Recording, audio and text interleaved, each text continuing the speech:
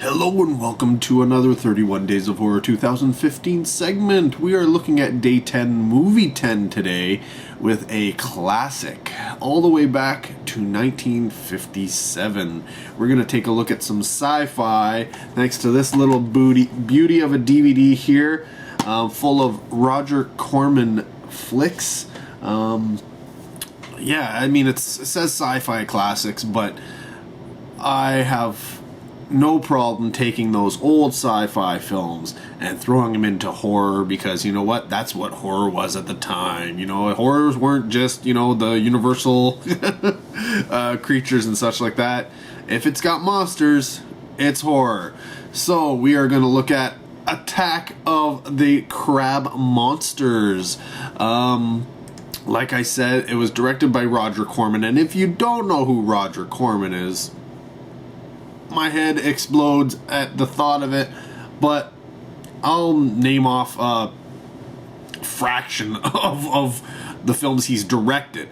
I mean, he's produced probably twice as many or three times as many films. So, let's see, Gunslinger, and that's the thing. Roger Corman did all the different genres, right? He dabbled in everything. It Conquered the World, The Undead, Not of This Earth, Carnival Rock, Machine Gun Kelly, War of the Satellites, The Wasp Woman, A Bucket of Blood, The Fall of the House of Usher, Little Shop of Horrors, Pit and the Pendulum. Oh, there's so many. X, The Man with X-Ray Eyes, The Secret Invasion, The Mask of Red Death, St. Valentine's Massacre, Battle Beyond the Stars. And I mean, if you look at his, in terms of his producing stuff, he's still producing stuff. He all those Sharktopus movies, he produced those things. Like, that's him. He's still going. He's Roger Corman, and he's the man. I love him. Absolutely love him. The film has a few stars in it. First up, I guess the main male lead is played by Richard Garland, who,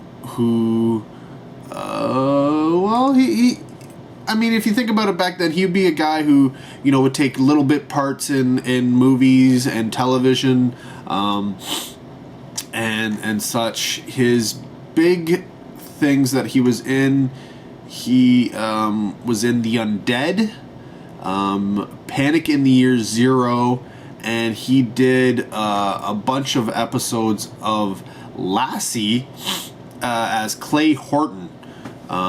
So those would probably be his big things. Again, some of the, there are some parts in other Roger Corman films, because as is the case, if you find somebody and you use them and you like them, you use them again, right? So it's not unheard of. And you know what? Some of these people who I'll be naming off in the cast obviously have worked together, either previously or following, and such is the case with the female lead, Pamela Duncan, who, along with Richard, was also in, I believe, in The Undead. Could be, she was in The Undead. And, again, same type of thing. Little bit parts here, television, movies. That's...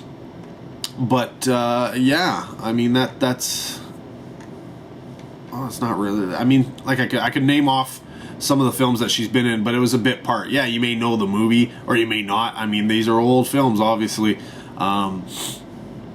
So you may or may not know the films themselves, and you probably wouldn't have recognized her in them, because, the part isn't necessarily anything big. But there are two decent names in this film who you probably do know. One is Ed Nelson. And Ed Nelson, he played in a lot of, those B-type films and stuff, Roger Corman things, like Invasion of the Hell Creatures, right? and again, he's not necessarily a main character, but he was also in Carnival Rock and Teenage Caveman, Night of the Blood Beast, the Brain Eaters, stuff like that. But his claim to fame would be A Bucket of Blood as the character Art Lacroix. And I believe that's a Corman flick, right? I did mention that one. But people are mostly going to know him for his character Michael Rossi in the television series Peyton Place. It's a 1960s television series. So if you're not older or you're not into old television, you probably don't know this particular television series. But I mean, 514 episodes. Yeah. People knew that television show, so they would have known exactly who it is and who I'm talking about. And again, he went on to do similar things. He was in For the Love of Benji and such, and he worked all the way through the 90s and such, right? Doing stuff. Even doing a bunch of non-recurring, like different characters in Murder, She Wrote. So he came back, like they cast him, which I guess if you watched it now and today's where you're getting a box set of Murder, She Wrote and you're watching it, and you might, and I think I found this when I actually watched Murder, She Wrote. There are a few characters like that show up and you're like, that guy looks familiar. Didn't we just watch an episode with him in it? What? I'm confused. The other character that you're going to know is, and you're going to know this one, and that's Russell Johnson. Now, you may be thinking, why does that name maybe it doesn't sound familiar? But when I tell you who he's played, then you're going to know right off the bat. But like everybody else, he played bit parts in television and movies and such, going all the way in the 50s and such, and he played in I'm trying to think, he did he did other Roger Corman films as well. So but yeah, he was in This Island Earth. He was Dr. Steve Carlson, so you may know him from that. Outside of that, he was in Black Saddle. That was the one I was thinking of. As the character Marshall Gibbs Scott. He did a whole bunch of episodes there. But you're going to know him from a tale of a boat that crashed on an island called Gilligan's Island, and he is Professor. That is right, Professor Roy Hinckley. That's where you're gonna know him from, man. Like he did other stuff and all, but who cares, right? He's from Gilligan's Island. He's the professor. Done. Over. We're case closed here. But yeah, it's well. Let's go. What is Attack of the Crab Monsters about? Well, essentially, it has to deal with nuclear radiation,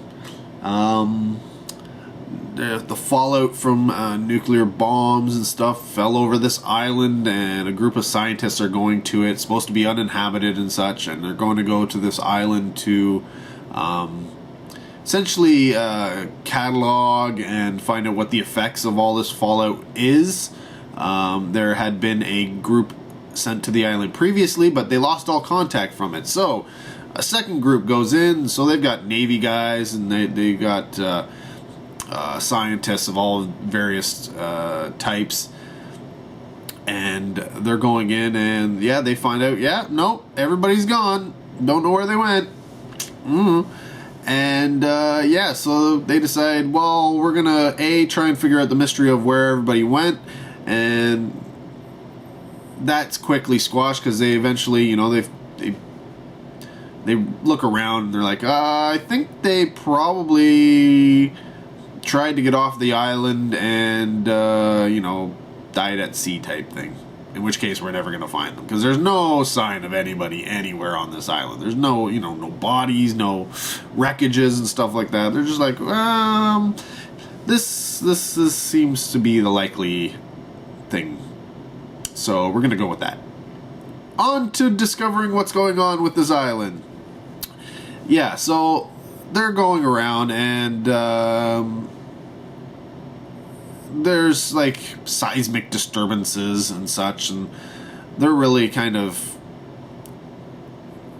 maybe it's not so much about what the radiation did here, but more about this unstable island, and like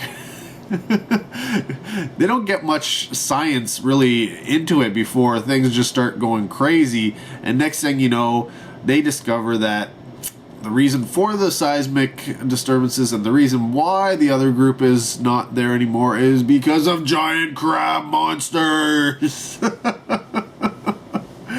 And these are like sci-fi crab monsters to the wazoo. Of course, they're crabs, so they got this hard shell and they can't bust through the shells. And apparently, I'm guessing they shoot lasers or something like that, because sci-fi monsters shoot lasers. But yeah, it's good fun. It really is good fun. It is classic, 50s monster schlock. It's so good. It's so good. Like, if you like that 1950s monster schlocky type stuff, Attack of the Crab Monsters is so for you. Just the crab monster itself. Oh, it's so good. So good. I mean, that's where the budget is. The budget was all in making this crazy, well, probably wasn't it. It's Roger Corman. He probably spent $5 on this thing. Probably bought the pieces at, like, corner store or something. Who knows? But they put it together, and it's so good. It's just so good. It's so funny. And I mean, the performances are what they are. It's very B-movie acting type styles. Kind of silly dialogue at sometimes, and I mean, it's Attack of the Crab Monsters, man. What are you gonna expect from a movie called Attack of the Crab Monsters? It is just it's just fun. It is so much fun, and it's basically them, and then they try and figure out how to defeat the crab monsters. It's got moments where I wouldn't say it's like overly scary, not in terms of today's modern audiences, but there are moments where it's like they hear a noise and they don't know what it is, and people go missing, and all that kind of stuff. So it does have a little bit of element of spookiness going for it. In terms of gore, I wouldn't really call it gory, but people do get killed, right? Like, so that you got that going for it. But no, it's mostly about this giant crab monster, and it's so much fun. I really enjoyed it. I really enjoyed watching it. So I wouldn't be too surprised if you see a couple of other movies of this ilk show up for these 31 Days of Horror, just simply because I had so much fun with this one. I'm kind of looking forward to going back to it and checking it out. So yeah, that is Attack of the Crab Monsters. Honestly, if you don't know the 50s schlocky B-movie sci-fi creature movies, I think Attack of the Crab Monsters is probably a good place to start. There are other ones. I know there are better ones, but honestly, it's so simple. The concept is there. It's actually pretty tight. It's well done. Short to the point. I think it's only like an hour long. So yeah, you can watch it, get through it, you're done. You're like, whew. Wow, that was, if you don't like it, then that was short. You didn't have to worry about it. If you do like it, then you can pop on another one, find another one, throw it on, and get like 2 hours of great B-movie, schlocky, monster, horror, sci-fi goodness. So yeah, there you go. That's my 31 Days of Horror video for Attack of the Crab Monsters. Until next time, take care and have a good one.